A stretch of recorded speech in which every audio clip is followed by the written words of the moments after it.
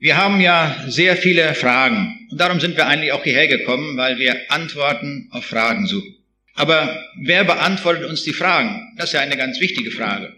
Zur Zeit der früheren Sowjetunion wandte man sich mit seinen Fragen an Radio Jerewan und die haben dann die Antwort gegeben. Und so wandte sich da jemand mit folgender Frage an Radio Jerewan. Stimmt es, dass Bauer Pawlow in Moskau in der Lotterie einen Lada gewonnen hat, also das dort übliche Auto? Antwort von Radio Jerewan: Im Prinzip ja, nur es war nicht in Moskau, sondern in Leningrad. Und das war nicht ein Lada, sondern es war ein Fahrrad. Und das Fahrrad hat er nicht gewonnen, sondern es wurde ihm gestohlen. Wenn wir unsere Fragen auch heute an Radio Jerewan senden würden, würden wir vielleicht ähnliche Antworten bekommen.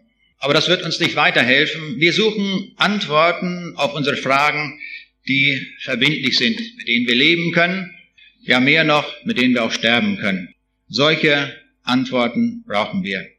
Ich möchte voranstellen ein Wort, das wir im 1. Timotheusbrief, Kapitel 2, Vers 4 lesen. Da heißt es: Gott will, dass allen Menschen geholfen werde und sie zur Erkenntnis der Wahrheit kommen. Es ist also der Wille Gottes, dass wir die Wahrheit erkennen. Nun können wir die Wahrheit nicht so einfach aus uns selbst erkennen und darum brauchen wir Werkzeuge. Und Gott hat uns zwei ganz grundlegende Werkzeuge an die Hand gegeben, um diese Wahrheit zu erkennen, aber auch um Irrtümer zu entlarven. Beides brauchen wir. Wir müssen die Wahrheit herausfinden, aber wir müssen auch die falschen Ideen erkennen als falsche Ideen. Wie machen wir das? Zwei Werkzeuge sind uns von Gott gegeben. Das erste Werkzeug ist die Bibel und das zweite Werkzeug sind die Naturgesetze. Diese beiden Werkzeuge sind grundlegend. Und darum habe ich das erste Thema einmal genannt: Naturgesetze und das Wort Gottes. Mit beidem wollen wir uns heute Vormittag beschäftigen. Und zunächst einmal möchte ich einige ganz grundlegende Dinge sagen über Naturgesetze. Wir haben alle von Naturgesetzen gehört, der eine mehr, der andere weniger. Manche haben es sogar sehr intensiv studiert. 10 Semester, 12 Semester Naturgesetze studiert. Man fragt sich, warum brauchen die so lange? Ist das so kompliziert? Woran liegt das eigentlich? Das werden wir gleich noch ein Stück weit auch beantworten. Ich möchte zunächst einmal 10 Wesenszüge der Naturgesetze nennen.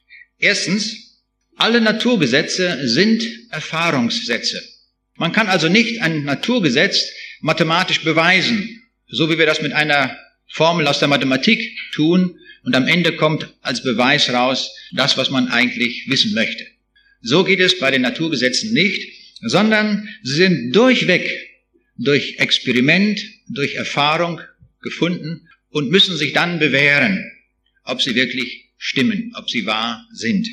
Es darf zu einem Naturgesetz kein Gegenbeispiel bringen. Wenn ein einziges Gegenbeispiel gebracht ist, dann ist die Sache gekippt. Dann war es kein Naturgesetz, dann war es nur ein vermeintliches Naturgesetz. Man hat nur angenommen, es sei eins gewesen. Zweitens, die Naturgesetze sind universell gültig. Sie gelten also nicht nur hier auf der Erde, sondern auch auf dem Mond, auf der Sonne, ja im ganzen Universum. Das ist das, was wir aufgrund der Forschung heute sagen können.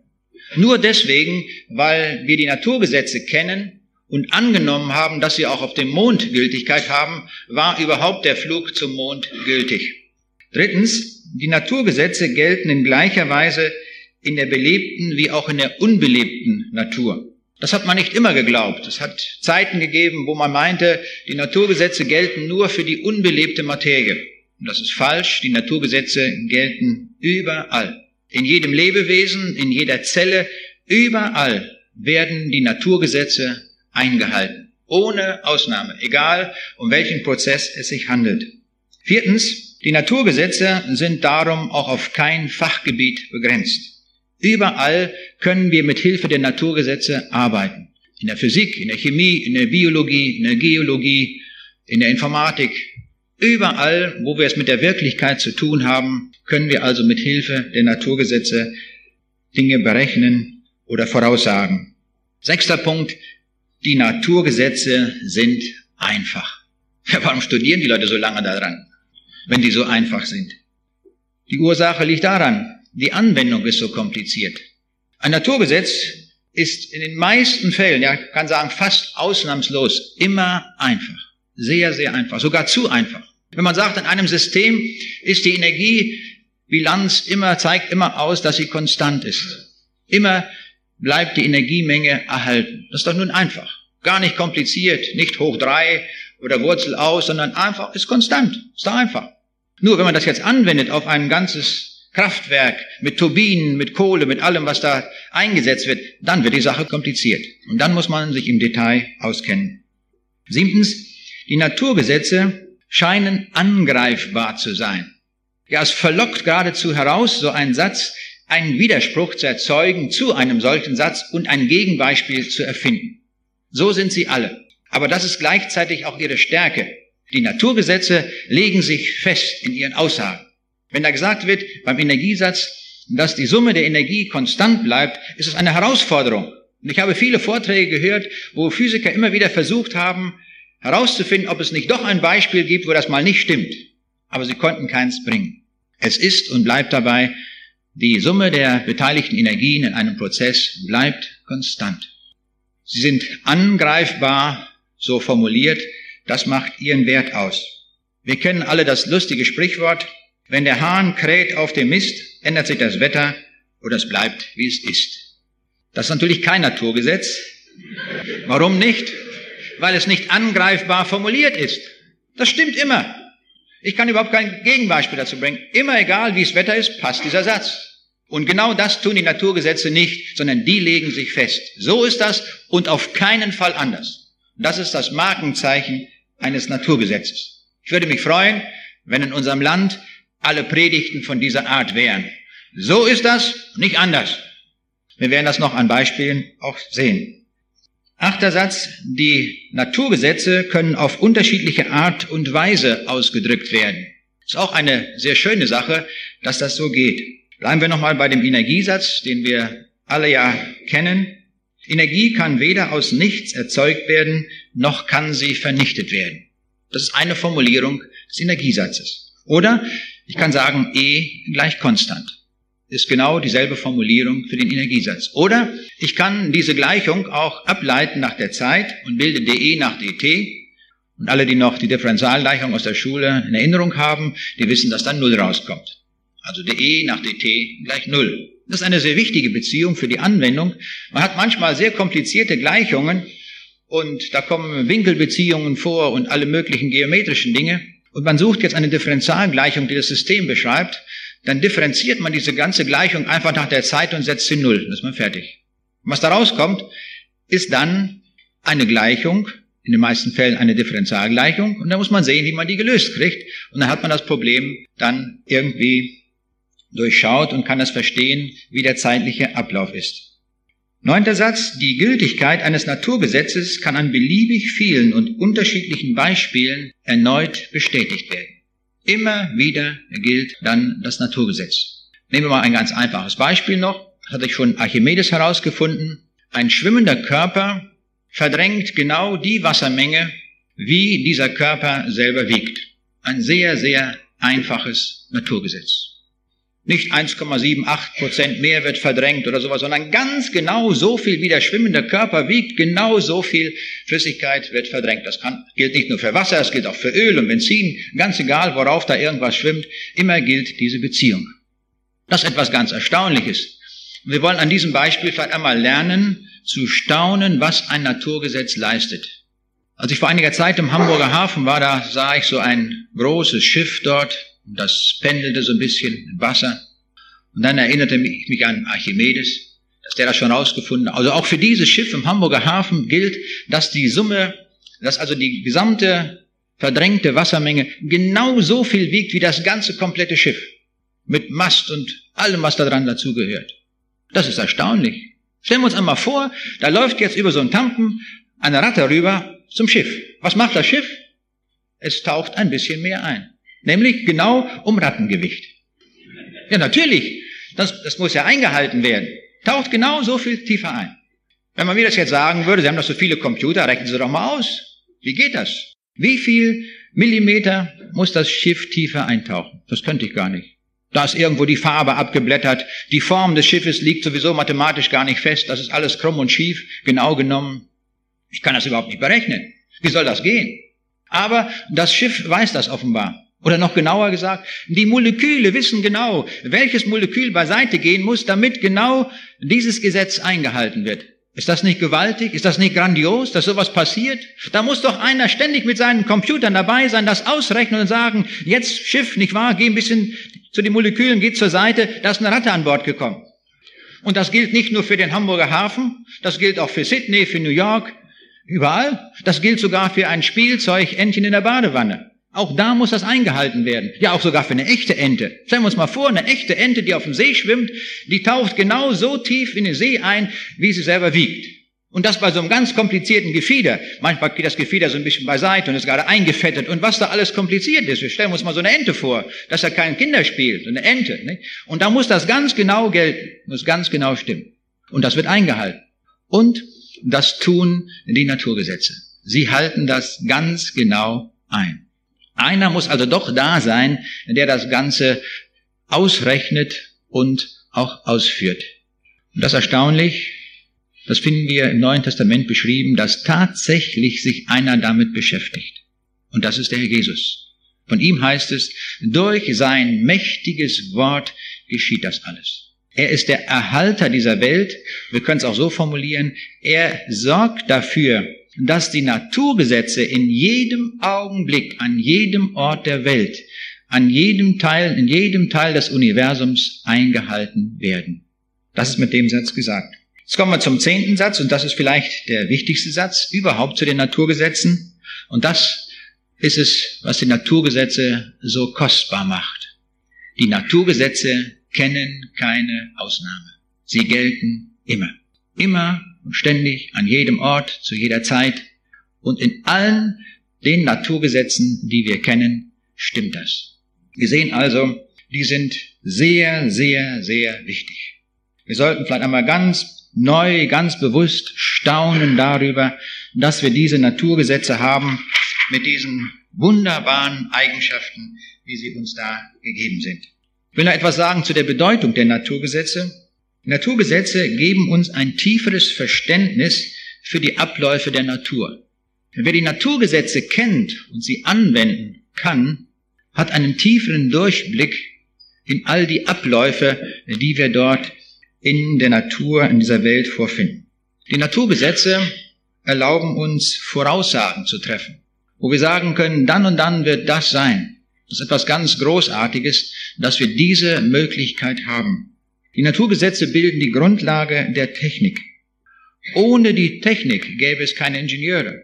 Wir können nur deswegen Brücken bauen, die dann auch die Tragfähigkeit haben, die angesetzt worden ist bei der Berechnung und dann auch wirklich, dass diese Tragfähigkeit zutrifft, weil die Naturgesetze gültig sind. Weil man im Voraus berechnen kann, wie eine solche Brücke konstruiert sein muss, damit sie die Tragfähigkeit hat. Und dabei ist wichtig, dass die Naturgesetze auch morgen noch gültig sind.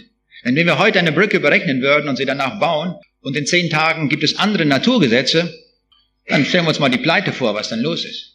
Aber der Schöpfer sorgt dafür, dass sie eingehalten werden, dass sie bleibend sind, so mit den Aussagen, wie sie uns vorliegen. Das ist etwas ganz Großartiges, darum können wir Technik treiben. Darum können wir Mikrofone haben, darum können wir Schiffe haben, darum können wir Motoren bauen. Die gesamte Technik ist dadurch möglich. Das fängt auch an im Haushalt schon, wo wir kochen und alle die Dinge betreiben. Das geschieht alles unter der Einhaltung der Naturgesetze. Weiterhin, die Naturgesetze beantworten uns die Frage, ob ein gedachter Vorgang überhaupt möglich ist oder nicht. Das ist ein ganz, ganz wichtiger Aspekt bei den Naturgesetzen. Manch einer mag uns ein System vorhalten, irgendein Gebilde, ein System, das auf dem Papier beschrieben wird, oder eine Idee. Und dann stellt sich die Frage, ist diese Idee möglich? Kann das sein? Ist das überhaupt denkbar?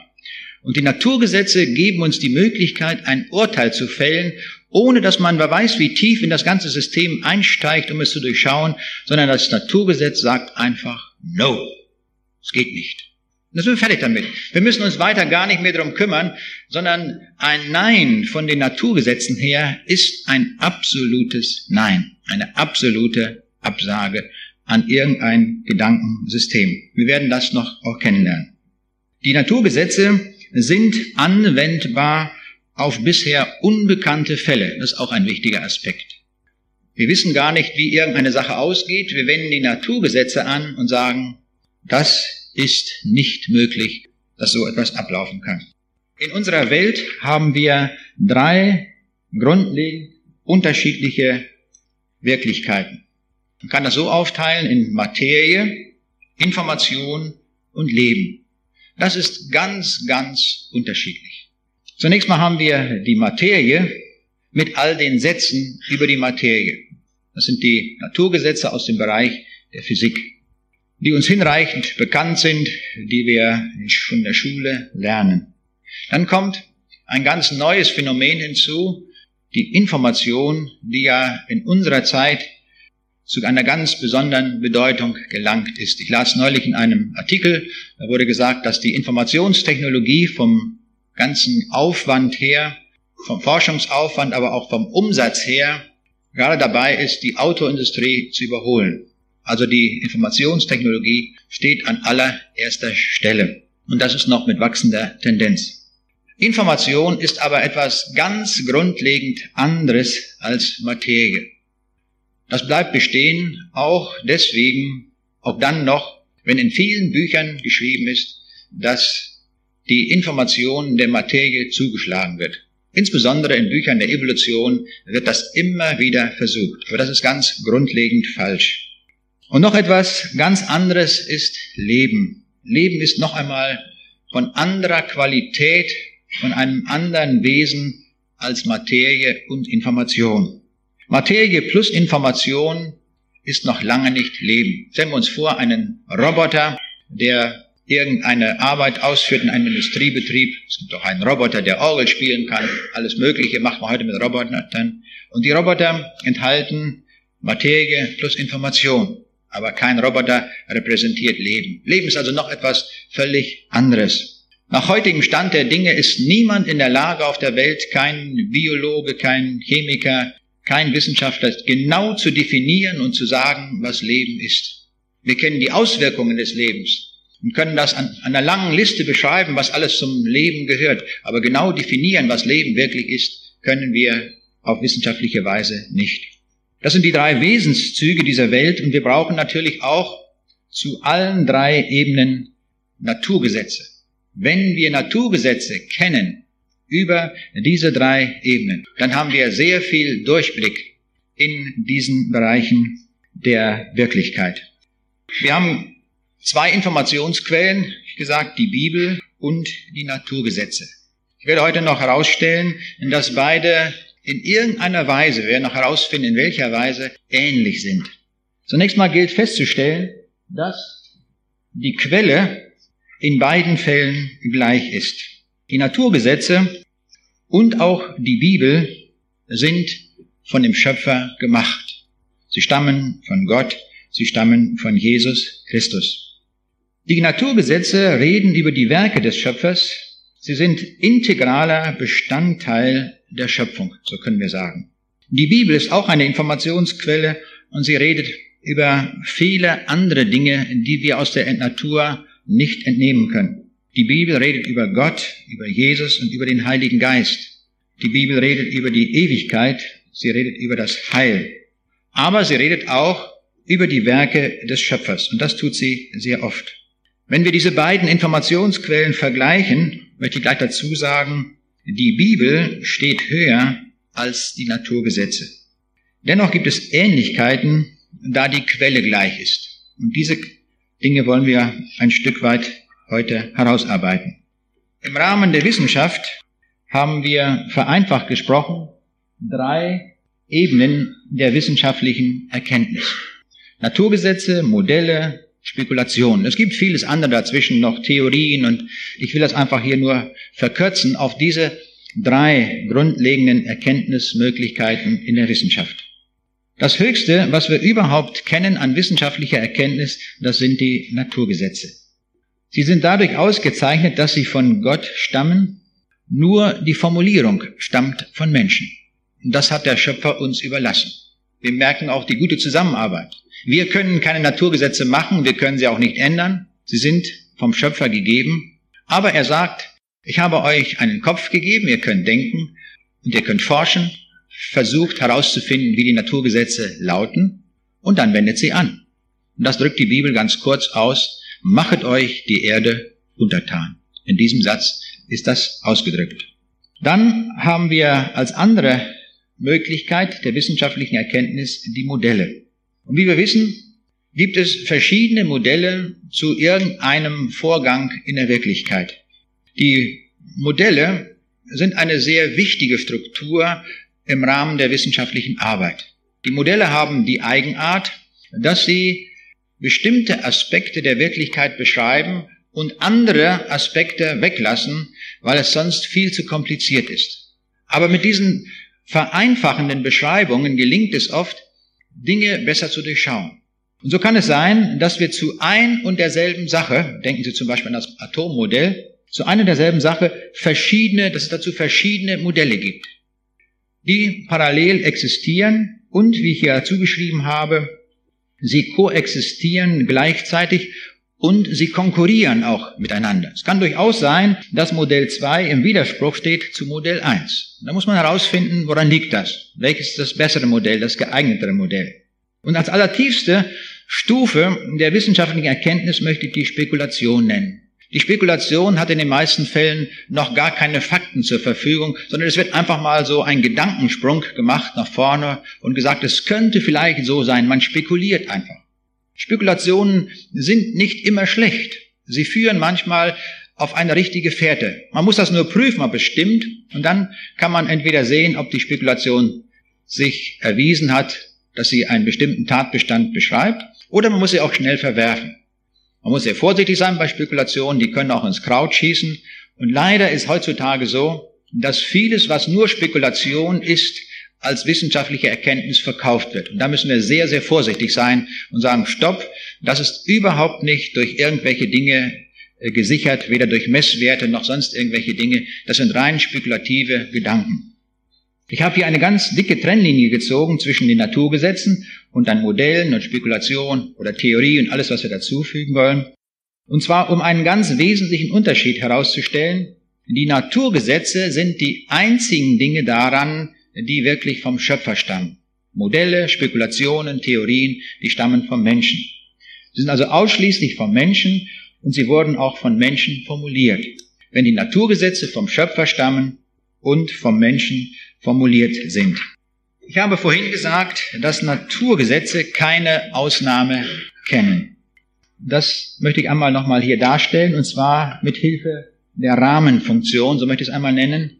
Die Bibel, aber auch die Naturgesetze laufen in einem bestimmten Rahmen. Das können wir uns so vorstellen, wie so ein Bilderrahmen, und innerhalb dieses Rahmens, da spielt sich nun das ab, worum es geht. Nehmen wir zunächst mal die Naturgesetze. Alle Vorgänge, die in dieser Welt zu beschreiben sind, die wir beobachten, die wir selbst im Experiment durchführen können, laufen also immer innerhalb des Rahmens der Naturgesetze ab. Aber innerhalb dieses Rahmens haben wir eine ganz große Freiheit in der Gestaltung. Wir können zum Beispiel einen Benzinmotor bauen, wir können einen Elektromotor bauen oder Dieselmotor, eine ganz große Freiheit in der Konstruktion.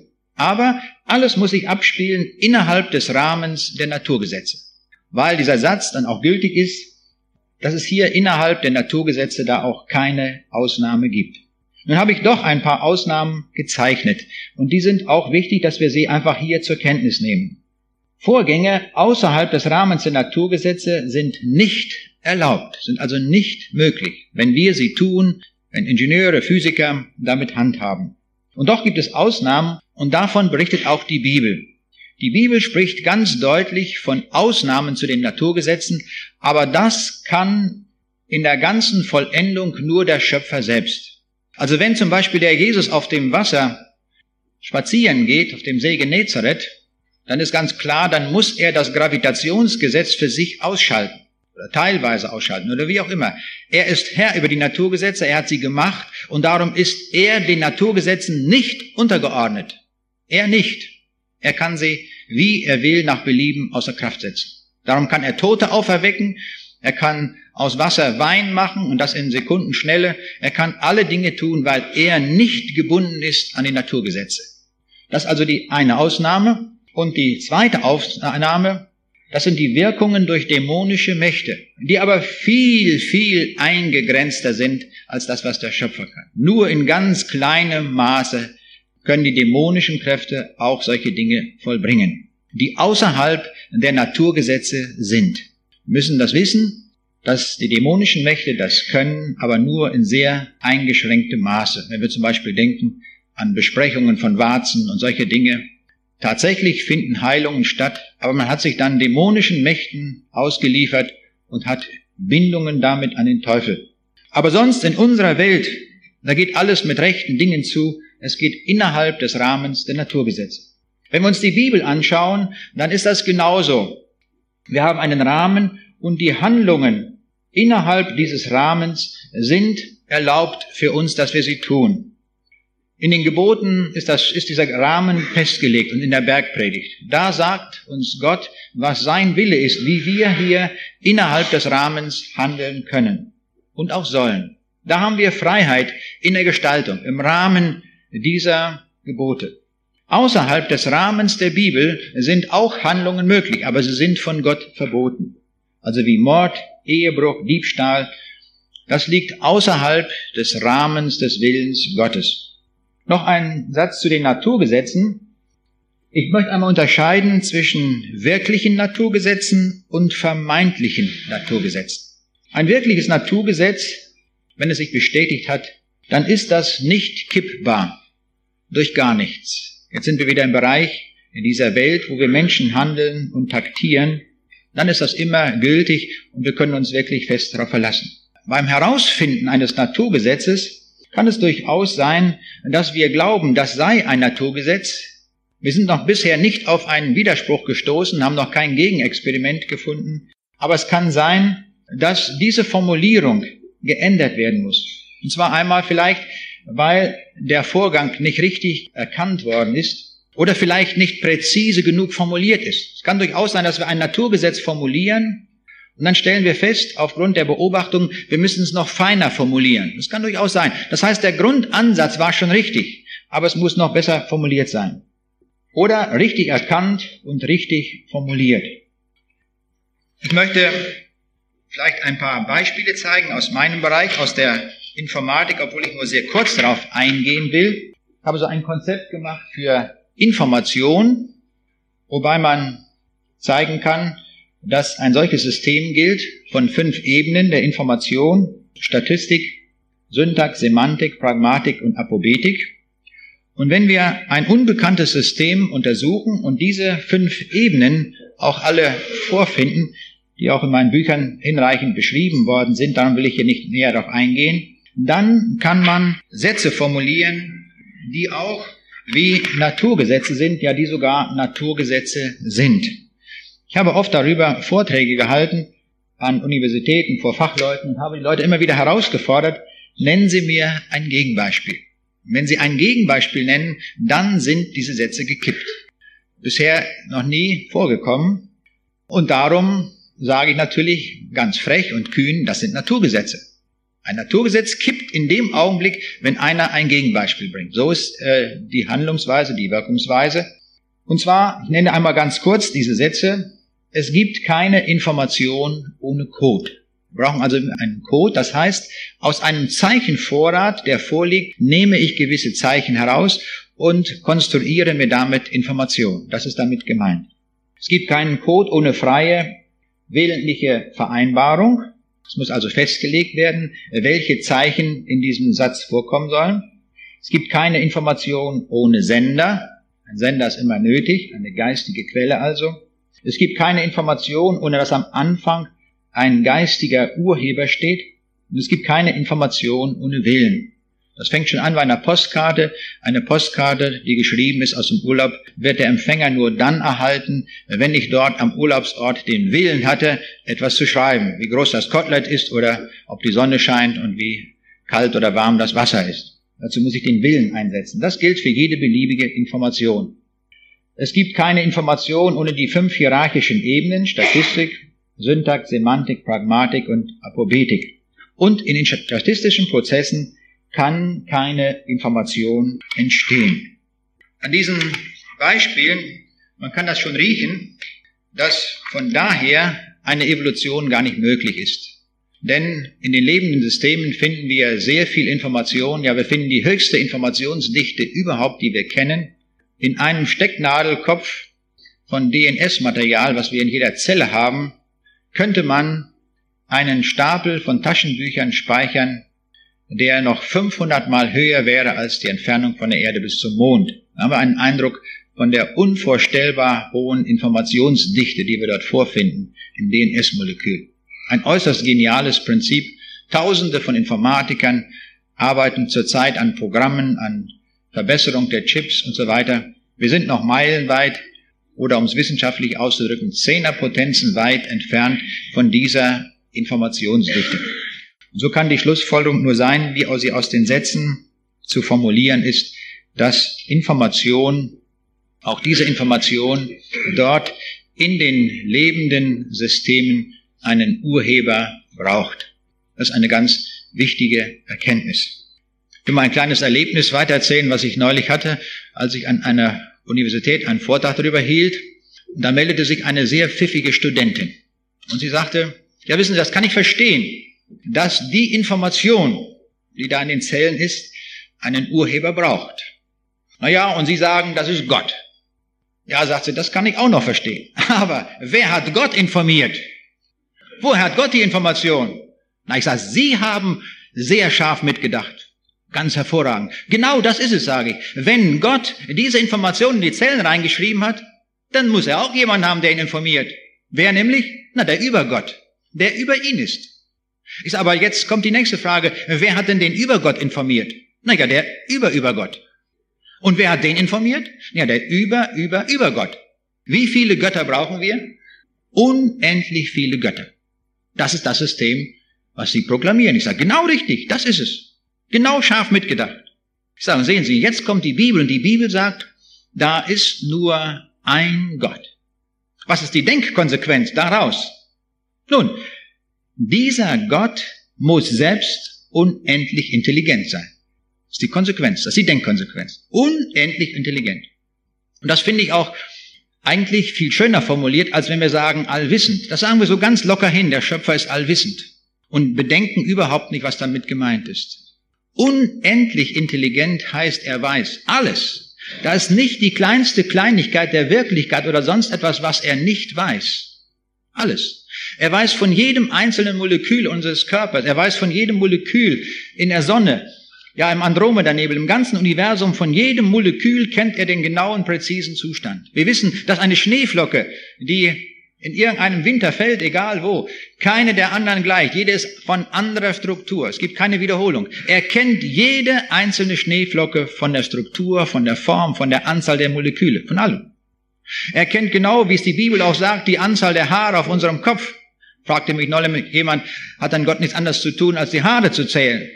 Das gehört zu seiner Allwissenheit, zu seiner unendlichen Intelligenz dazu, dass er das natürlich auch weiß, dass wir uns heute Morgen 3 Haare ausgekämmt haben. Natürlich weiß er das, keine Frage für ihn. Und so weiß er alles und er kennt unser Leben von vorne bis hinten. Mit einem solchen Gott haben wir es zu tun. Und das ist wichtig, dass wir uns das auch einmal so vor Augen führen. Ich habe immer im Römerbrief gestaunt, da steht das Wort, dass wir aus der Schöpfung erkennen können, dass seine ewige Kraft und Gottheit. Da habe ich mir überlegt, wieso können wir aus den Werken erkennen, dass der Schöpfer ewig ist?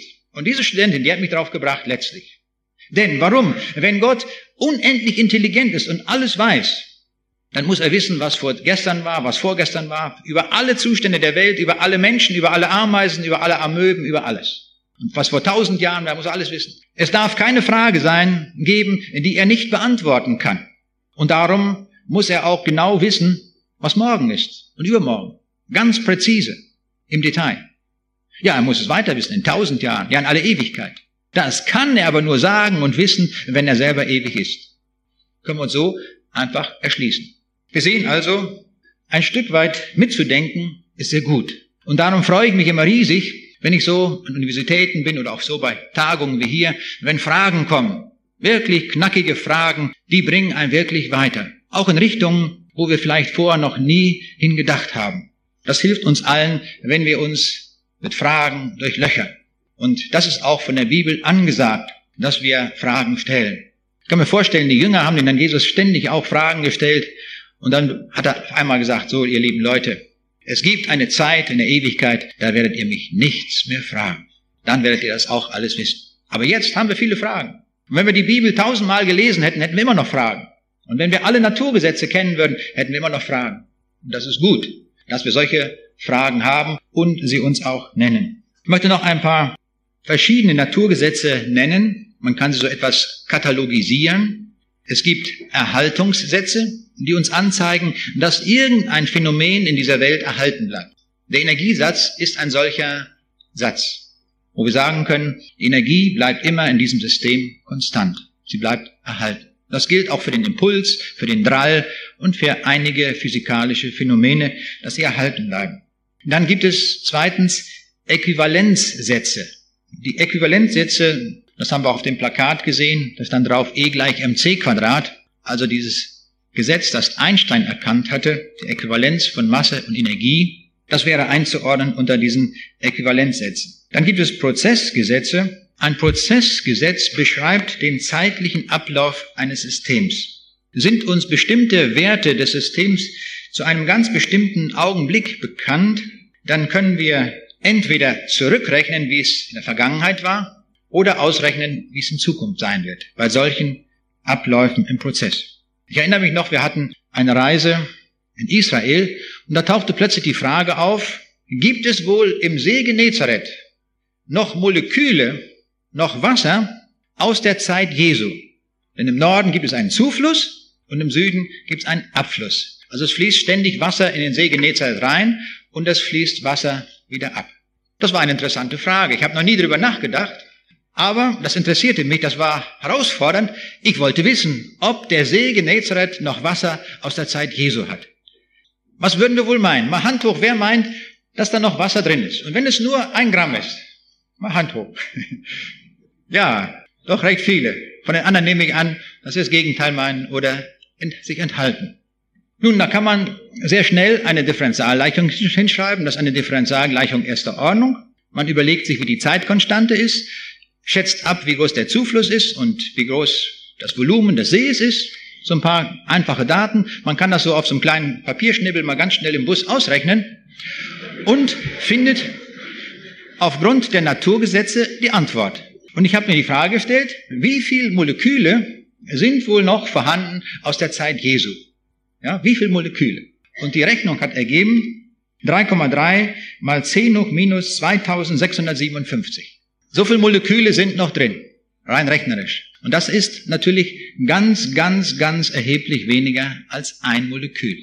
Antwort also, es gibt nicht ein einziges Molekül im See Genezareth, das noch aus der Zeit Jesu stammt. Ja? Na, natürlich, ganz klar. Aber Sie haben meine Voraussetzungen noch nicht gekannt. Ich habe vorausgesetzt, dass Wasser im See Genezareth da drin ist und jetzt kommt ständig neues Wasser dazu. Dass wir uns in Kreisläufen befinden, ja, wo das Wasser immer wieder verwendet wird als Regenfeld, dann natürlich. Aber einfach nehmen wir mal an, es wird immer neues Wasser hinzukommen und wir fragen, ob aus dieser Wassermenge, die drin ist, noch was vorhanden ist. Das kann man also mit Hilfe solcher Rechenweisen und also Naturgesetzen sehr schnell sich da einen Überblick verschaffen. Ich wollte damit nur sagen, dass wir vorwärts sowie rückwärts die Naturgesetze anwenden können. Dann gibt es Grenzsätze, die uns anzeigen, dass wir über eine ganz bestimmte Grenze der Erkenntnis nicht hinauskommen. Die Heisenbergsche Unschärferelation ist ein solcher Grenzsatz. Auch der Thermodynamik ist ein solcher Satz, der besagt, dass der absolute Nullpunkt nicht erreicht werden kann. Das ist einfach so ein Satz, der auch nur in Form eines solchen Satzes formuliert werden kann. Es gibt Richtungssätze, die uns anzeigen, dass bestimmte Vorgänge immer nur in einer ganz bestimmten Richtung ablaufen. Das Le Chateliersche Prinzip in der Chemie ist ein solcher Richtungssatz. Ich will das einmal ganz kurz demonstrieren. Am Beispiel, wie man Ammoniak herstellt. Aus Stickstoff und Wasserstoff. Das kann man im Voraus sagen, wie das abläuft, weil es ein Naturgesetz gibt, das diesen Vorgang beschreibt. Also wir haben 1 Mol Stickstoff und 3 Mol Wasserstoff. Wenn wir jetzt die zusammenbringen wollen und das unter Druck tun, dann besagt das Le Chateliersche Prinzip, dass ein Vorgang, der sich abspielt in der Chemie, immer dem Druck ausweicht, dem dieses System ausgesetzt ist. Wie weicht nun das System aus einem Druck? Indem es sich so verbindet, chemisch, dass hinterher ein kleineres Volumen rauskommt. Und das ist in der Weise, dass sich NH3 bildet. Ja, das ist also ein sehr schönes Prinzip, das so allgemein formulierbar ist, sodass also ein Naturgesetz uns auch anzeigt, wie eine bestimmte Richtung abläuft. Auch solche Naturgesetze gibt es.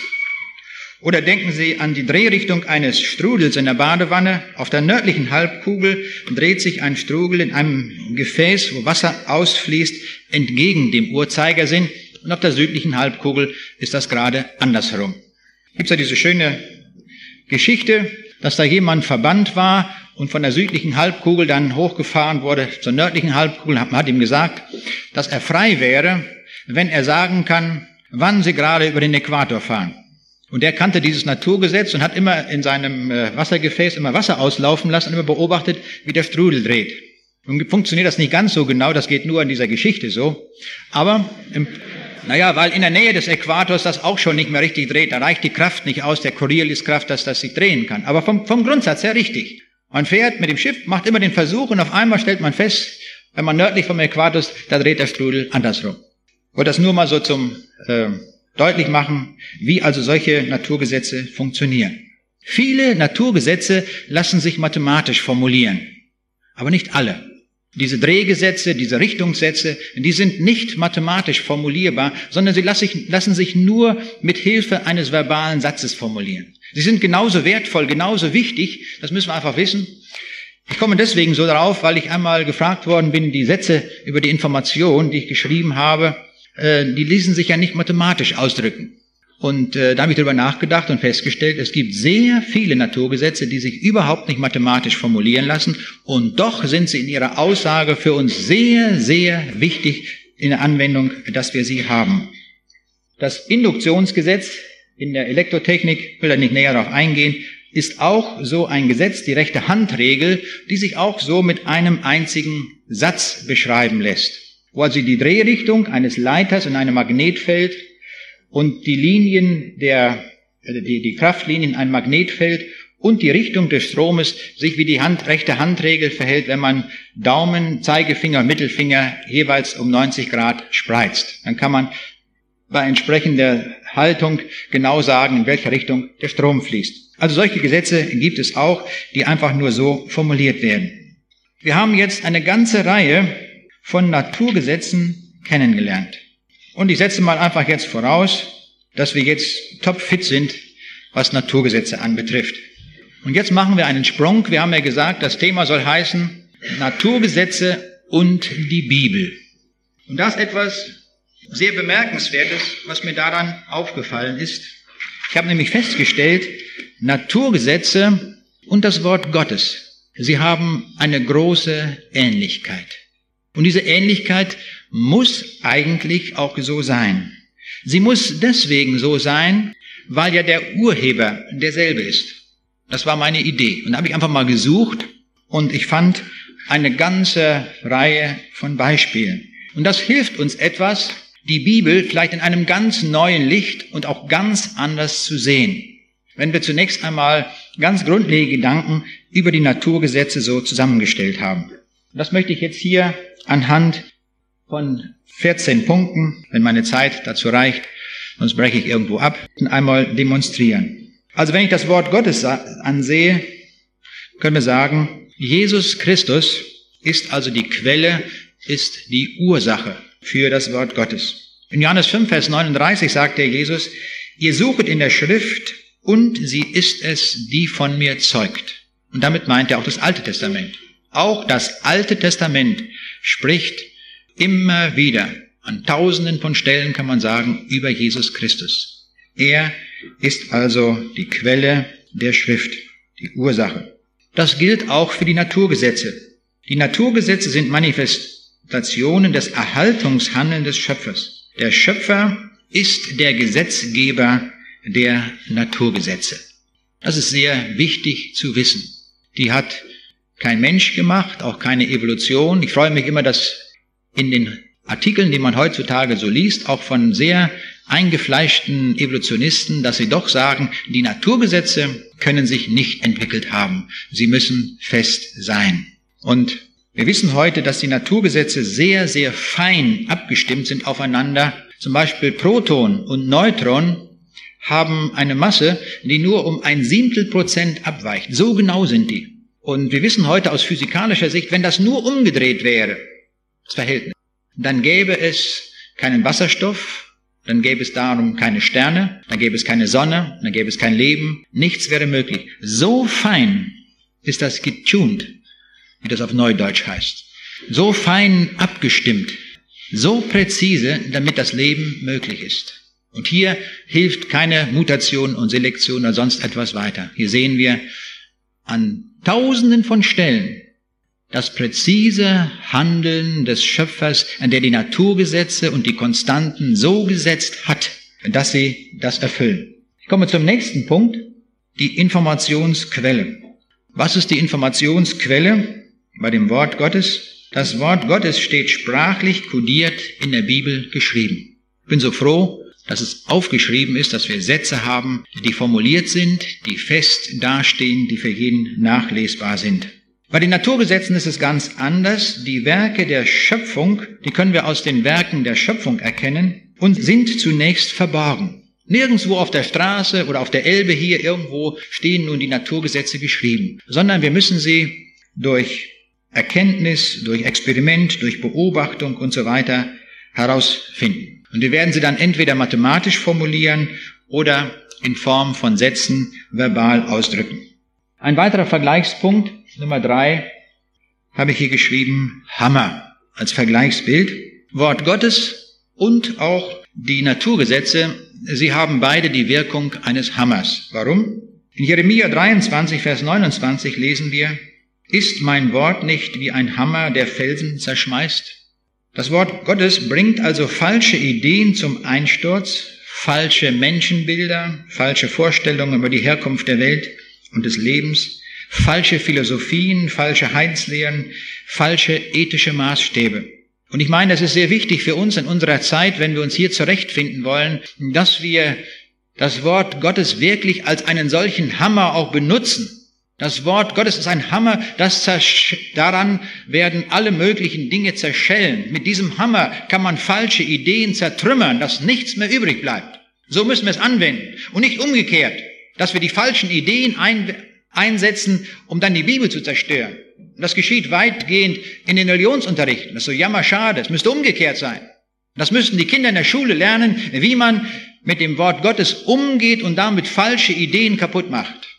Dazu ist das Wort Gottes gesetzt, in dieser Weise es anzuwenden. Die Naturgesetze entscheiden, haben wir gesagt, über mögliche oder auch unmögliche Vorgänge im Ablauf der Natur. Die haben also auch diese Hammerwirkung, also zum Beispiel die Unmöglichkeit eines Perpetuum mobiles, wird durch ein Naturgesetz markiert, durch den Energiesatz. Früher hat man geglaubt, man könnte eine Maschine bauen, die ohne Zufuhr von Energie ganz von alleine läuft. Und viele Leute haben jahrelang daran gearbeitet, sehr viel Zeit eingesetzt, sehr viel Geld, weil sie einfach sagten, das ist der Clou, das soll meine Erfindung sein, eine solche Maschine gebaut zu haben. Wenn heute bei einem Patentamt ein solches Perpetuum mobile eingereicht wird, das geht natürlich nur auf dem Papier, sonst funktionieren die ja nicht, dann wird sofort von allen Patentämtern der Welt dieses zurückgeschickt mit dem Vermerk, ein Naturgesetz spricht dagegen. Wer das dort beurteilt, beim Patentamt hat es sehr leicht. Er sagt, ich wende ein Naturgesetz an und das sagt zu dieser Idee einfach Nein. Und ein anderer Satz, so könnten wir sagen, von den Informationssätzen die Unmöglichkeit eines materiellen Prozesses, bei dem Information von selbst entsteht. So etwas gibt es nicht. Es gibt keinen Prozess, bei dem Information von alleine entstehen kann. Wir hatten mal vor Jahren eine sehr interessante Diskussion, eine Podiumsdiskussion an der Universität in Göttingen, und im größten Hörsaal im Audimax waren 1000 Leute gekommen, und wir haben mit Professor Eigen diskutiert über die Herkunft des Lebens, und da habe ich die Frage gestellt nach der Herkunft der Information. Ich sage, das ist der Knackepunkt. Wo kommt die Information her? Er müsste einen Prozess zeigen, bei dem Information von alleine entsteht. Und dann sagte er damals vor 1000 Zuhörern, kommen Sie in mein Institut, ich zeige Ihnen das. Das war natürlich gewaltig ausgesprochen. Ich schrieb ihm dann einen Brief, sage, wir werden kommen, ich werde noch 2 Wissenschaftler mitbringen, wir wollen das erstmal ansehen, wie Sie das machen. Antwort von Professor Eigen, er schrieb daraufhin, Sie können nicht kommen, denn Sie würden sich nicht davon überzeugen lassen. Eine merkwürdige Antwort, die ein Nobelpreisträger gibt. Er kann doch sagen, ich zeige Ihnen das. Kann Ihnen das ganz offen zeigen. Und er meinte, seine Assistenten hätten ihn dazu geraten, dass wir nicht kommen sollen. Das ist natürlich keine Wissenschaft. Muss doch das, was ich mache, was ich sage, muss ich doch zeigen können. Zumindest, wenn ich, habe ich ihm auch geschrieben, habe ihm dann geschrieben, wenn Sie vor 1000 Leuten öffentlich sagen, dass Sie das zeigen können, dann müssen Sie es auch wirklich tun. Ja, so ist das manchmal. Ich komme zum nächsten Punkt. Nummer 4, die Gültigkeitsdauer. Die Bibel sagt uns, der Jesus sagt uns, dass das, was er uns sagt, seine Worte, über die ganze Zeitachse hinweg gültig sind, ja, bis in alle Ewigkeit. In Matthäus 24, Vers 35 sagt er, Himmel und Erde werden vergehen, aber meine Worte werden nicht vergehen. Ich höre in unseren Tagen so oft, dass gesagt wird, ja, das, was in der Bibel steht, ist ja nun ein paar tausend Jahre alt. Wir leben doch jetzt ja schon im 21. Jahrhundert. Da muss man doch ganz neu über die Dinge nachdenken. Antwort, nein. Die Dinge sind so grundlegend, so einzigartig von dem Schöpfer gesagt, wo wir ja eben gesagt haben, er ist unendlich intelligent. Da weiß er doch, was noch gültig sein muss bis zum Ende der Zeit, so dass wir uns darauf verlassen können. Das, was er gesagt hat, ist immer gültig. Ja, sogar bis in alle Ewigkeit. Und wie ist es mit den Naturgesetzen? Wie lange werden sie Gültigkeit haben? 100 Jahre? 500 Jahre? Oder wie ist das? Ich finde es manchmal bemerkenswert, wie die Bibel das im Sprachgebrauch der damaligen Zeit sehr schön formuliert, sodass wir das genau wiedererkennen, was damit gemeint ist. Und so lesen wir in 1. Mose 8, Vers 22, solange die Erde besteht, soll nicht aufhören. Da wird das ja alles aufgezählt, Sommer und Winter und Frost und Hitze und all die Dinge. Alle die Dinge, die durch die Naturgesetze garantiert sind. Die Naturgesetze werden eingehalten und damit auch das. Und in Kolosser 1, Vers 17 lesen wir, und er, nämlich Jesus Christus, ist vor allem und es besteht alles in ihm. Oder Hebräer 1, Vers 3, er trägt alle Dinge mit seinem kräftigen Wort. Das ist die naturwissenschaftliche Formulierung in der Bibel dafür, dass die Naturgesetze bis zum Ende der Tage eingehalten werden. Das ist die Garantieerklärung des Schöpfers, dass er alle Dinge mit seinem Wort trägt. Hier haben wir auch gleich die Antwort, wie er das macht, dass das Schiff im Hamburger Hafen nicht tiefer eintaucht, weniger oder mehr, als das Schiff selber wiegt. Er braucht keine Computer, sondern er macht es mit seinem kräftigen Wort. Er sagt, es sei so, und dann sind ihm alle Moleküle gehorsam. Das ist wichtig. Wenn wir doch auch so gehorsam wären wie die Moleküle.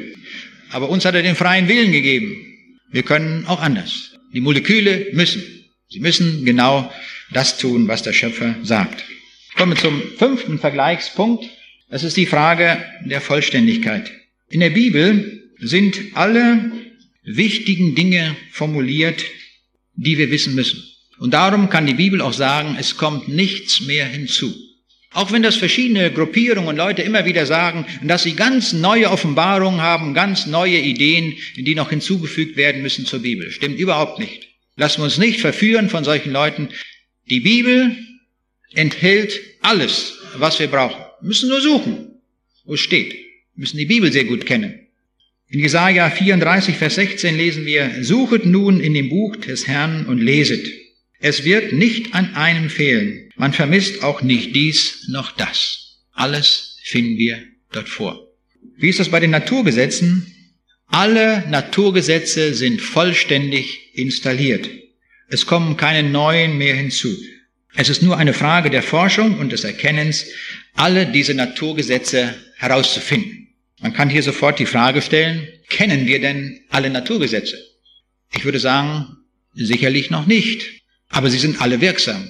Alle Naturgesetze sind im Einsatz. Und wir müssen eben sehen, dass wir sie alle nach und nach herauskriegen. Es kann sein, dass im Bereich der Physik wir die meisten Naturgesetze gefunden haben. Aber auch dort gibt es sicherlich noch manche Dinge, die wir auch naturgesetzlicher Art noch herausfinden können. Jetzt kommt die Frage der Beweisbarkeit. Eine sehr wichtige Frage für uns in der Auseinandersetzung, sowohl in Glaubensfragen, auch in Wissenschaftlichkeitsfragen. Ich habe gesagt, bei den Naturgesetzen ist es so, dass man sie nicht beweisen kann. Sie sind Erfahrungssätze und sie können an jedem beliebigen Ort und zu jeder beliebigen Zeit getestet werden. Das ist auch sehr gut. Man muss also nicht abwarten, bis gerade Mondfinsternis ist oder sonst etwas, dass man dann gerade mal die Naturgesetze prüfen kann, sondern man kann sie zu jeder Zeit prüfen. Und auch das Wort Gottes ist von dieser Art. Das Wort Gottes kann nicht bewiesen werden, genauso nicht wie die Naturgesetze. Wir können es nur glauben und erkennen. Das ist sehr schön, wie der Petrus das formuliert in Johannes 6, Vers 69. Wir haben geglaubt und erkannt. Das ist es. Das ist der Zugang zum Wort Gottes. Wir haben geglaubt und erkannt. Er hat nicht gesagt, Herr, du hast es uns bewiesen. Wir haben geglaubt und erkannt. Und es kann an der Erfahrung getestet werden. Das ist auch sehr schön. Malachi 3, Vers 10 ist vom Zehnten die Rede. Und wie man dann prüfen kann, wie Gott dann seinen Segen dazu schenkt.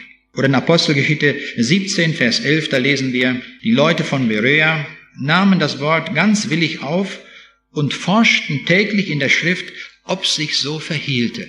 Die haben das nicht einfach sich so überstülpen lassen, sondern die prüften das. Und sie stellten fest in ihrem Leben, das ist richtig. Das ist auch genau die Methode, die der Jesus den Leuten empfohlen hat, die kritisch zu ihm kamen und die sagten, ja, stimmt das überhaupt, dass dein Wort, das, was du sagst, von Gott ist? Und ich kann mir vorstellen, die Leute hätten am liebsten eine Podiumsdiskussion gehabt, wo also alle möglichen theologischen Richtungen vertreten gewesen wären und auch der Jesus dabei. Und da hätten sie zum Schluss gesagt, ja, was meinst du denn, Jesus, was ist deine Meinung dazu? So hätten sie sich das vorgestellt. Hätte man nachher so ein Konsenspapier vielleicht gemacht, das wäre da rumgekommen. Aber Jesus sagt was anderes. Er sagt, tut einmal das, was ich euch gesagt habe, und dann werdet ihr erkennen, dass es von Gott ist. Das ist also das Testen, das Prüfen im Test. Oder wie es in Josua 1, Vers 8 steht, und lass das Buch dieses Gesetzes nicht von deinem Munde kommen, auf das du haltest und tuest alle Dinge nach dem, was darin geschrieben steht. Alsdann wird es dir gelingen in allem, was du tust, und wirst weise handeln können.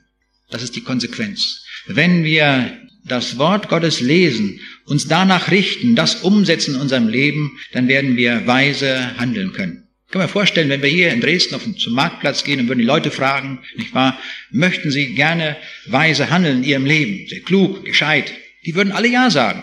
Dann würden wir das Rezept sagen. Wir haben ein ganz kurzes, knappes Rezept. Hier haben Sie eine Bibel, lesen Sie die Bibel und tun Sie danach. Dann werden Sie sehr klug sein und sehr weise handeln. Das ist die Lösung. Das müssen wir tun. Ich komme zum nächsten Vergleichspunkt. Das ist die Frage der Wirksamkeit in der Zeit. Oder genauer gesagt, die Unveränderlichkeit in der Zeit. Die Naturgesetze und auch die Naturkonstanten, das ist das, was wir herausgefunden haben, durch Beobachtung, durch Forschung, dass sie unveränderlich in der Zeit sind. Sie bleiben so. Das ist übrigens auch die Grundlage dafür, warum wir Atomuhren bauen können. Und weil wir behaupten, dass die so und so genau gehen. Weil wir die Naturgesetze haben, die wir kennen, und weil wir voraussetzen und sagen, auch in 10 Jahren, in 20 Jahren wird die Schwingung im Cäsiumatom sich nicht verändert haben. Das beruht letztlich auf diesem Satz der Unveränderlichkeit der Naturgesetze in der Zeit. Auch das Wort Gottes ist keinem zeitlichen Wandel unterworfen. Es ist unveränderlich. Der Jesus sagte in Matthäus 24, Vers 35, Himmel und Erde werden vergehen, aber meine Worte werden nicht vergehen. Sie sind bleibend, sie sind unveränderlich in der Zeit. Wir hatten bei den Naturgesetzen einen Satz formuliert, und da komme ich jetzt zum Punkt 8. Die Naturgesetze kennen keine Ausnahme. Sie sind immer gültig. Und so ist das auch bei dem Wort Gottes. Es gibt keine Ausnahme. Himmel und Erde werden vergehen, aber meine Worte werden nicht vergehen. Oder ein anderes Beispiel, Johannes 14, Vers 6. Niemand kommt zum Vater, denn durch mich. Da steht ausdrücklich niemand. Das heißt, keine Ausnahme. Ich lerne immer mehr, dass wir die Bibel sehr genau nehmen müssen, sehr präzise. Die Aussagen der Bibel sind sehr, sehr scharf formuliert, sehr angriffig formuliert. Das fordert geradezu heraus. Das kann doch nicht sein, nur dieser eine Weg. Das habe ich so oft gehört. Nun seien Sie doch mal nicht so eng. Wir leben in einer Zeit der Toleranz. Wie kann man denn sowas sagen? Es gibt doch so viele Religionen. Jetzt haben Sie die Kühnheit zu behaupten, nur durch Jesus. Darauf sage ich dann, ich glaube das, was Jesus sagt. Jesus hat gesagt, er ist die Wahrheit in Person. Ihm glaube ich, dann ist auch diese Aussage wahr. Ich komme zum Punkt 8. Die Naturkonstanten kennen wir bei den Naturgesetzen, aber es gibt auch Konstanten in der Bibel. Wir kennen eine ganze Reihe von Naturkonstanten, zum Beispiel die Lichtgeschwindigkeit, die absolute Temperatur, also der absolute Nullpunkt der Temperatur, die elektrische Elementarladung, die Gravitationskonstante, die Avogadro-Zahl, die Boltzmann-Konstante, die Faraday-Konstante und viele, viele andere Naturkonstanten kennen wir. Aber die Bibel hat auch Konstanten, die unveränderlich sind, genauso wie die Naturkonstanten. Damit zunächst einmal göttliche Konstanten. Gott ist die Liebe. Das ist eine göttliche Konstante. Gott wird sich nie ändern. Er ist die Liebe, er bleibt die Liebe in Ewigkeit. 1. Johannes 4, Vers 6. Oder Gott ist der Vater der Barmherzigkeit. Das ist ein feststehender Satz, so wie er in 2. Korinther 1, Vers 3 steht, der bleibend ist. Hier haben wir es zu tun mit dem Vater aller Barmherzigkeit. Das sind göttliche Konstanten. Jetzt einige historische Konstanten. Jesus kam in diese Welt. Das ist eine historische Konstante. Ist geschehen in Raum und Zeit. Oder eine zukünftige historische Konstante, dieser Jesus Christus wird wiederkommen. Unveränderlich, das wird sein, das ist eine Konstante. Oder ethische Konstanten, wir kennen die 10 Gebote oder die Bergpredigt, unveränderliche ethische Konstanten, die Gott gesetzt hat.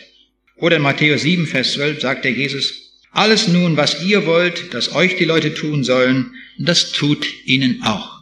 Das ist eine ethische Konstante. Wir sehen, das, was wir von den Naturkonstanten her kennen, gibt es auch in der Bibel. Ich komme zum Punkt 10. Randbedingungen des Handelns oder Randbedingungen für Wissenschaft und Technik.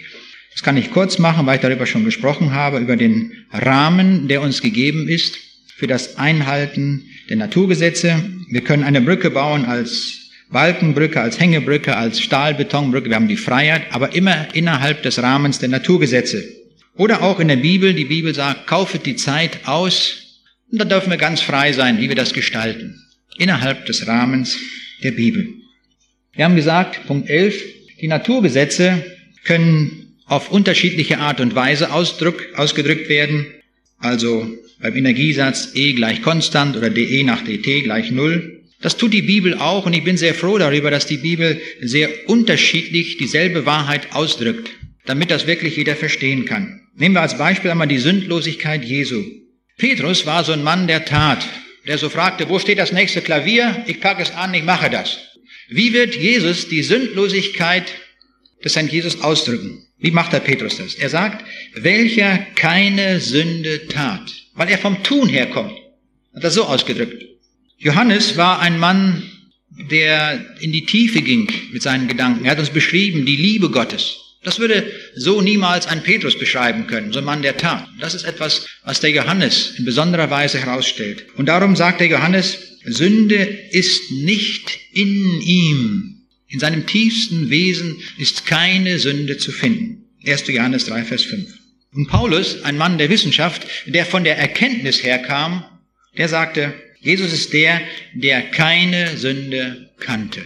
Hier sehen wir unterschiedlich formuliert und doch sagen alle dasselbe aus. Die Naturgesetze erlauben Voraussagen. Punkt 12 hatten wir gesagt. Wir können Konstruktionen haben, alle möglichen Dinge bauen. Die Bibel kennt das auch. Die Bibel ist das einzige Buch, bei dem Prophetien sich wortwörtlich erfüllt haben und auch weiterhin erfüllen werden. Punkt 13. Die Nichtbeachtung bringt Schaden. Wehe, wenn wir Naturgesetze nicht beachten. Also wenn jemand sagt, das Gravitationsgesetz passt mir überhaupt nicht, ich bin dagegen und springt von einem Fernsehturm herunter, dann wird er merken, er kommt als Briefmarke an. Auch wenn er dagegen war, wird es ihm nicht helfen. Oder wenn ich an eine 5000 Volt Leitung anfasse, dann ist das auch der sichere Tod. Oder wenn ich eine Kugel Ziankali esse, dann werde ich das nicht überleben. Das heißt, Naturgesetze werden unbedingt eingehalten. So ist das auch beim Wort Gottes. Wenn wir es nicht einhalten, werden wir Schaden nehmen. Die Unzüchtigen, die Ehebrecher und die Diebe werden das Reich Gottes nicht sehen. 1. Korinther 6, 9-11. Wer aber nicht glaubt, wird verdammt werden. Markus 16, Vers 16. Und so sehen wir viele solcher Aussagen. Oder wer den Schöpfungsbericht ignoriert, weiß nicht mehr, woher er kommt, und er verfällt in den Ideologien. 14. Eine nicht realisierbare Idee, ein theoretisches Konzept oder ein Perpetuum mobile kann mit Hilfe eines Naturgesetzes pauschal widerlegt werden, ohne den Fehler im Detail suchen zu müssen.